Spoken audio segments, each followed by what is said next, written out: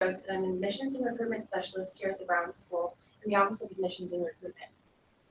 Thank you for joining us today to discuss the sometimes perplexing and very detailed world of funding your graduate degree. Today I'm joined by two members of the Brown School community, and we're hoping to provide you with some of the information you will need to confidently approach the financial component of your graduate school education. So first, this is Matt Newlin. Hi, I'm Matt Newlin. I'm the Assistant Director of Financial Aid here at the Brown School. I'm here to answer any questions you have about the financial aid process, both during this presentation today and in the future. And Melissa Franco. I'm Melissa Franco. I'm a first-year MPH student from Pasadena, California. I am a student ambassador in the Office of Recruitment I am a research assistant for the Prevention Research Center under Ross Bronson and specializing in epidemiology and biostatistics. So we are here today to discuss funding your graduate degree. In my role, I received many questions about scholarships, cost of living in St. Louis, FAFSA, loans, and so we are today to talk about this information in a little more detail. Matt's going to lead this conversation, but please feel free to submit your questions throughout. We will try to answer them as we go, but we will certainly address each question by the end. So let's get started.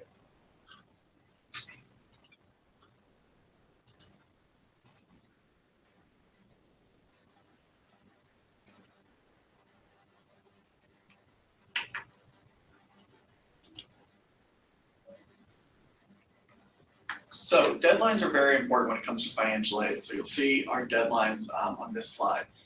The first deadline is an early action deadline for scholarship consideration. Students who have their applications submitted by this time will have early decision by February 1st. This is really important as more scholarship dollars can be available, but equally important, you know your scholarship funding as early as possible so you can make decisions early and you have time to work with me or to plan ahead and budget to figure out what your other costs are going to be while you're in school.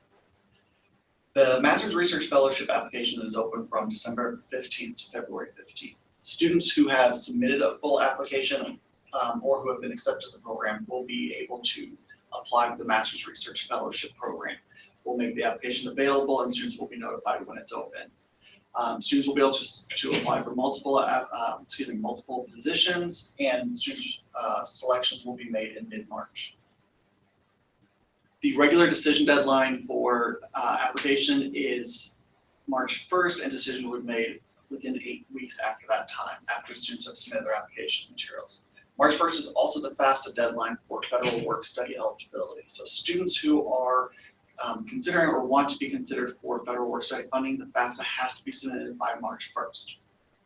After March 1st, it's a rolling deadline for admissions and scholarships, as well as FAFSA consideration. So if a student is looking to only apply for loans, they can submit the FAFSA anytime after March 1st. There's no hard and fast deadline.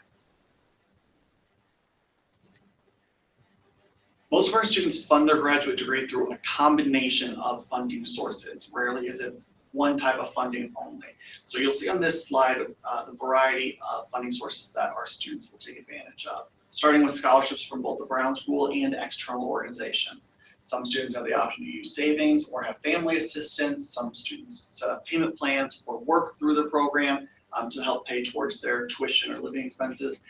Many of our students do find it necessary to borrow federal student loans. If that's a consideration you think you might have to look into, you'll work with me and we'll talk about filling out the FAFSA, applying for loans, accepting loans, and making sure that you're keeping your borrowing to a bare minimum while you're in school.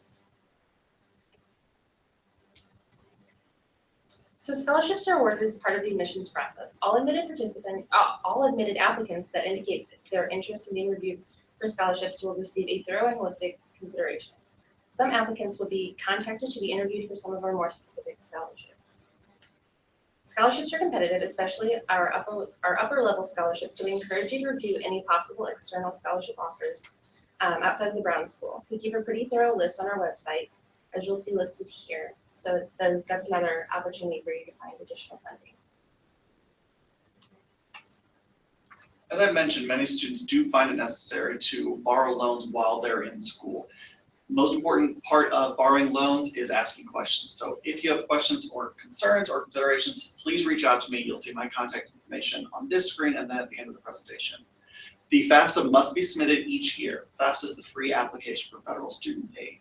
In order for students to be considered for the unsubsidized Stafford loan, the Graduate Plus loan, or federal work study, the FAFSA must be submitted each year.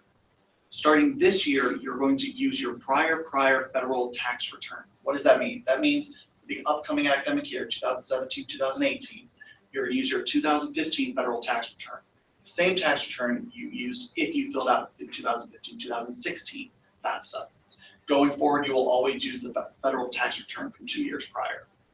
Again, the due date for the FAFSA for consideration for federal work study is March 1st.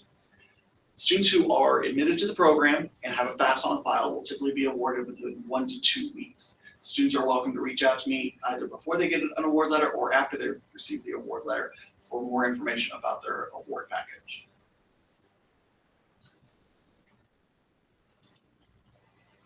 So Melissa, would you like to share a little bit with everyone here about your process working with the FAFSA? Yeah, so everything's online. You just need to give yourself enough time to go through each steps and read what FAFSA is asking for. And especially when you do get your award letters, make sure you send it back to Matt and telling him what you have decided to accept it, and as well as logging into the Student Financial Services to see that you're checking off that checklist of what you need to complete in order to receive your loans or your scholarship money. So that's my advice, is to give yourself enough time to go through each step and not be in a rush prior to the deadline. Absolutely, Melissa's right. Another thing to keep in mind is you will have to return the award letter to me, but it's actually not due until July 1st. So you have plenty of time to make a decision, especially if you think you might have to borrow loans. Even if I send that to you in February or March, you don't have to have it back to me until July 1st. So take your time looking at those other types of funding sources. Outside scholarships, help from family, savings, employer assistance, all of those things. And then when and if the time comes and you think you have to borrow loans, that's when you would return the award letter like Melissa mentioned.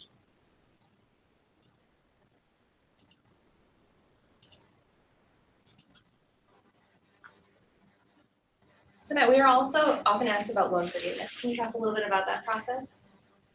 Absolutely. A common question I think a lot of us get is about public service loan forgiveness. This is a federal loan forgiveness program through the Department of Education.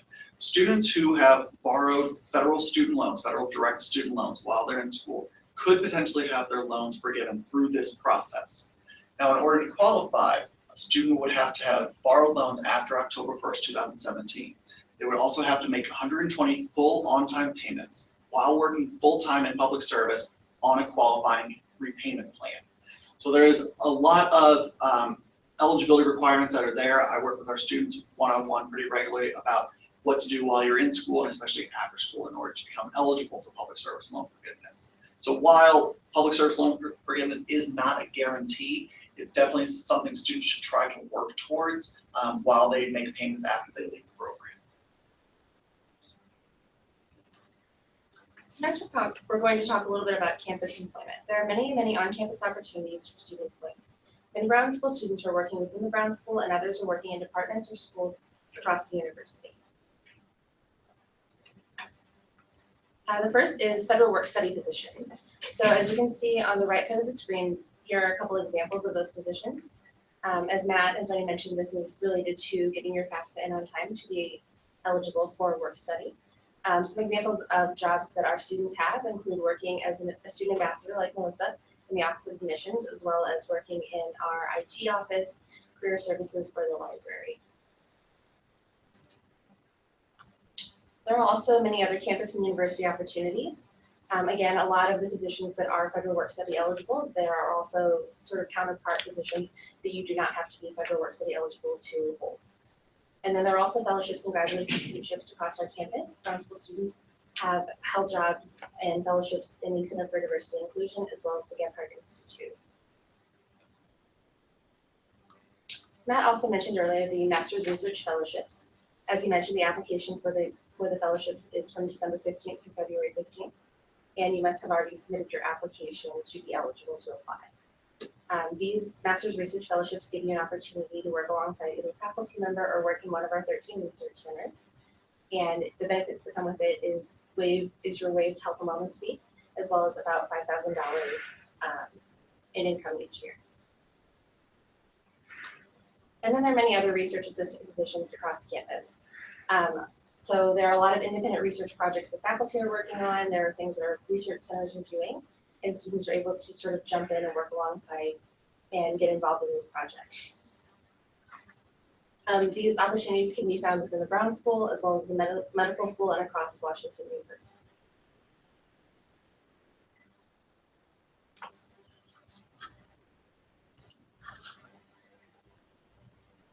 So how do you get these jobs? Where do you begin? Many students start their outreach once they're admitted. So if there's a faculty member whose research looks like something you might be interested in, it is perfectly acceptable to start early and send them an email to see how you might be able to get involved. Additionally, Career Services will host a part-time job fair during orientation week, so that's another opportunity to really get to work one-on-one and meet some of the faculty members in different research and other staff positions that are available. So Melissa, you have both a research position as well as an administrative job. Can you tell us a little bit about this? So like Amanda was saying, there's a part-time job fair during orientation, and so I ended up participating in the part-time job fair and found both of my positions through the part-time job fair. I know a lot of students who either got the MRF or contacted faculty or research centers before coming to WashU or the Brown School in order to gain employment. I decided to take a different route since I was coming from a longer distance and look for jobs once I was here. So it kind of depends on the student, what you're looking for, if you already know who you want to do research with or what center you want to do research with.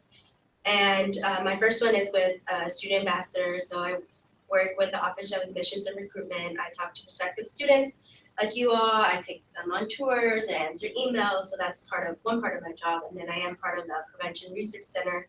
I'm part of a project there, and that could vary on a semester basis on what we're doing. And so you can be doing from lit reviews, data analysis, or even presenting research findings. So it just depends on what the faculty or the project is doing at that point. Thanks, Melissa. So of course, all of this funding goes toward your tuition. Matt, would you mind overviewing some of the tuition costs and other fees associated? Absolutely.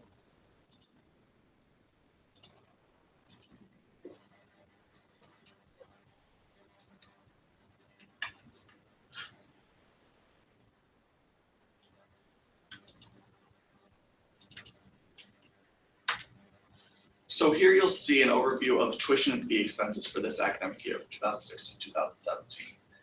At the Brown School, we have what's called a flat per semester tuition rate, which means if you're enrolled full-time in either semester, you're paying a flat tuition fee.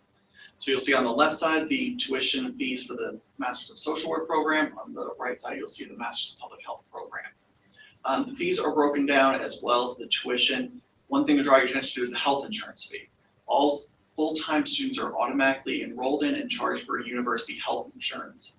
Now, students can choose to waive out of the health insurance through the university, but they have to provide documentation of sufficient coverage through parent, partner, employer, spouse, something like that. Otherwise, you will be enrolled in the program through the university and charged the fee, which for this year is $1,512. Now, the fees you see on the screen here are for this academic year, as I said. If tuition is adjusted in the future for the 2017-2018 academic year, we'll be notified and it'll be made public typically by the end of January. So please keep an eye on our website for these numbers. If they update, we'll get everything notified, we'll get everything updated on the website as soon as possible so you can see what the new tuition and fees might be. Another thing to keep in mind is this is showing just the cost of tuition and fees. A lot of students forget to take into account you also have to pay for your living expenses, so things like rent and utilities and groceries and gas. Those expenses can sometimes be substantial for students in addition to the tuition. So keep in mind you should be planning ahead, thinking how you can cut down on costs, especially things like rent and housing, how you are going to fund those types of things, whether it's, again, from family assistance, whether you might use federal aid for that. So that goes into planning, asking questions ahead of time, and starting to set up a budget long before you even start the program.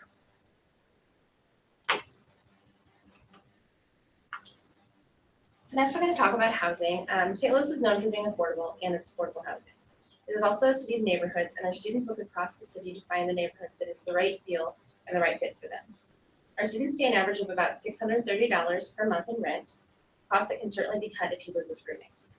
Once admitted, you'll be invited to join our admitted student Facebook group, which is a wonderful place to connect with other admitted students, and it's also a really great resource to find roommates.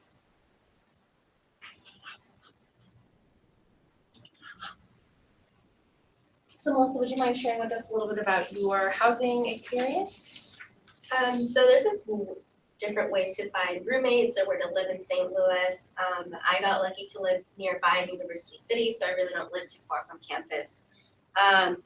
Ways that you can go about it is by the WashU housing website, which is Quadrangle. You can try websites on Craigslist is another way, or even Facebook on the admitted student page. A lot of students will go ahead and post second years or first years looking for roommates. You can also do it during admitted students weekend. A lot of students that are in my cohort this year were able to find their roommates that way. In terms of cost, having that roommate or that housemate does bring costs down. Right now I'm averaging about $500 a month, which is considerably lower than what I was paying in California. So for me, living in St. Louis has been cost effective in terms of attending school and also paying cost of living. Thank you. So now we're going to turn to questions. Please remember that you can be submitting those at any point. And we have our first question right here. We have a question that came into us and it says, I'm considering taking a gap year before attending the program to participate in a city or service program. I understand that I would have to forfeit any financial aid and scholarships I may receive. After this potential gap year, how would I reapply for financial aid? How likely am I to receive similar financial aid as what I was originally given? So that is a good question, and we do have some students that after applying, they do choose to defer to do things like city or another service programs, things like that. And so the way that works is whenever you apply, you do get your scholarship offer with your application letter, with your admissions letter, and so if you choose to defer, you do forfeit that scholarship. However, whenever you reactivate your deferral the next year, you will be sending us updated information and you will be reevaluated for scholarship funding at that time. So just because you defer does not mean that you'll be losing your scholarship opportunity. After that additional year, you will provide us with additional information about what you've been doing, and we will reevaluate for scholarships so that that may look similar in what your scholarship award is, and it could change as well. And in addition to that, if you were awarded financial aid because you had submitted the FAFSA, those awards basically are just go away since you've never accepted any loans or work study. So I would cancel any awards. You would need to reapply for the FAFSA for the subsequent academic year, and then I would send you a new financial aid award package for the next year. So I think that is about all we have today. No other questions have come in. Thank you all for your time. Thank you for attending, and thank you to Matt and Melissa for joining me today. Oh, one last thing. I will also put up a slide with our contact information, so that way if you have additional questions, you can reach out to us.